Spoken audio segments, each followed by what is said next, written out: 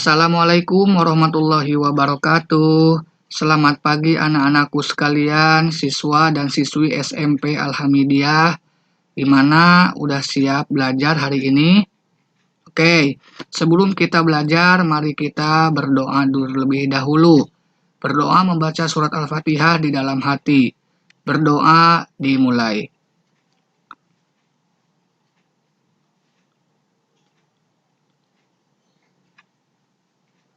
Berdoa selesai.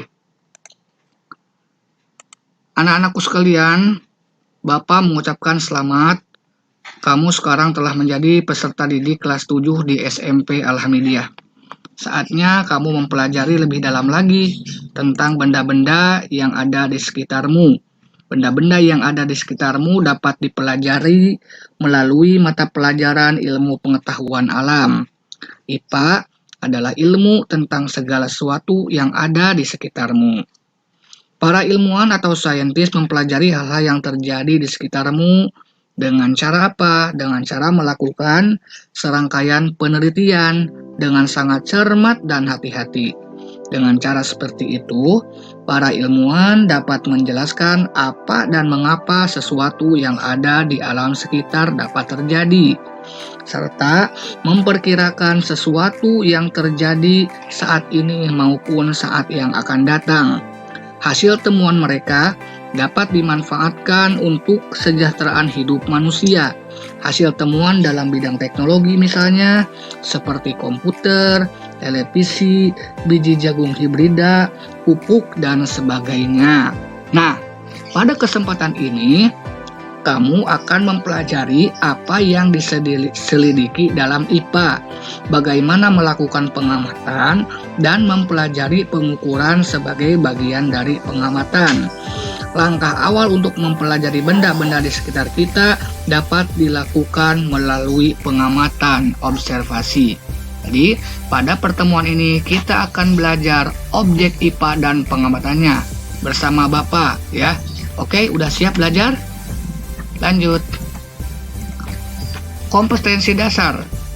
Yang pertama, menerapkan konsep pengukuran berbagai besaran dengan menggunakan satuan standar baku. 4.1. Menyajikan data hasil pengukuran dengan alat ukur yang sesuai pada diri sendiri, makhluk hidup lain, dan benda-benda di sekitar dengan menggunakan satuan tak baku dan satuan baku. Tujuan pembelajaran yang akan kita capai yaitu 1. Peserta didik dapat menjelaskan 3 komponen keterampilan proses atau metode ilmiah penyelidikan IPA, pengamatan, inferensi, dan komunikasi berdasarkan kegiatan-kegiatan yang telah dilakukan. 2. Peserta didik dapat menjelaskan kegunaan mempelajari IPA. Dan yang ketiga, peserta didik dapat menyebutkan objek yang dipelajari dalam IPA. Masuk kepada yang pertama, penyelidikan IPA.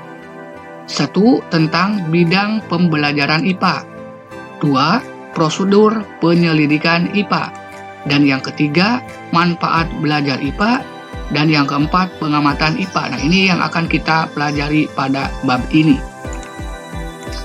Oke, lanjut kepada yang pertama, yaitu bidang pembelajaran IPA.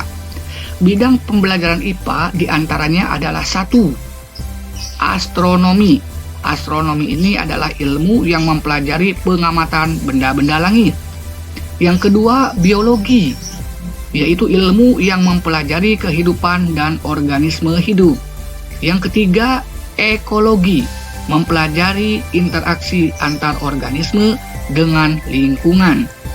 Keempat, fisika, yaitu mempelajari materi gerak dan perilakunya. Bidang IPA yang lainnya adalah geologi, mempelajari bumi, komposisi, struktur, sifat-sifat fisik, sejarah, dan proses pembentukannya. 6. Geografi, mempelajari tentang lokasi serta persamaan dan perbedaan keruangan atas fenomena fisik dan manusia di atas permukaan bumi. Dan yang terakhir adalah kimia, yaitu ilmu yang mempelajari tentang susunan, struktur, sifat, dan perubahan materi. Yang kedua, prosedur penyelidikan IPA. Prosedur-prosedur dalam penyelidikan IPA meliputi 3 tahapan, yaitu 1. Pengamatan. Pengamatan melibatkan panca indera, termasuk melakukan pengukuran dengan alat ukur yang sesuai.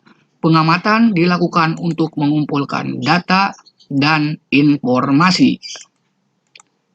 Yang kedua, membuat inferensi,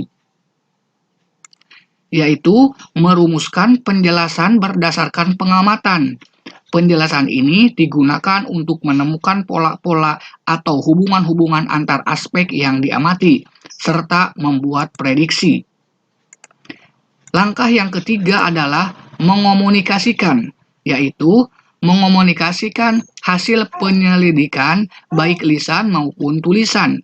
Hal yang dikomunikasikan termasuk data yang disajikan dalam bentuk tabel, grafik, bagan, dan gambar yang relevan. Selanjutnya, manfaat belajar IPA. Manfaat belajar IPA diantaranya 1. Memahami berbagai hal di sekitar kita. Contoh, mengapa tumbuhan membutuhkan sinar matahari atau bagaimana proses terjadinya hujan. Yang kedua, meningkatkan kualitas hidup. Melalui pengamatan, kalian dapat menentukan tanaman yang cocok, misalnya dipelihara di musim penghujan atau di musim kemarau. 3. Memahami prosedur pembelajaran IPA dapat menyelesaikan masalah. Misalnya, ketika bertemu dengan aliran kotor, tetapi dapat digunakan untuk kebutuhan masyarakat dengan cara membuat penyaring sederhana.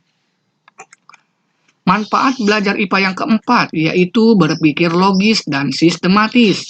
Belajar IPA membuat kalian terbiasa berpikir secara berurutan dan menggunakan logika ilmiah dalam menyimpulkan sesuatu.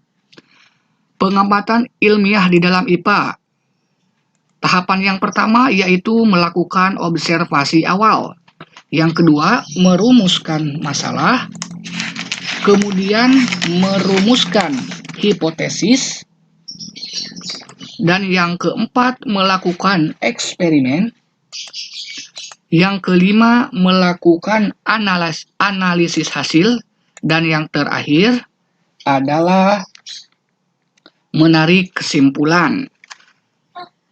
Sekian saja materi pada hari ini, dilanjutkan dengan tugas yang akan nanti Bapak kirim lewat Google Form. Terima kasih atas segala perhatiannya. Bapak tutup dengan wabillahi taufik wal hidayah. Assalamualaikum warahmatullahi wabarakatuh.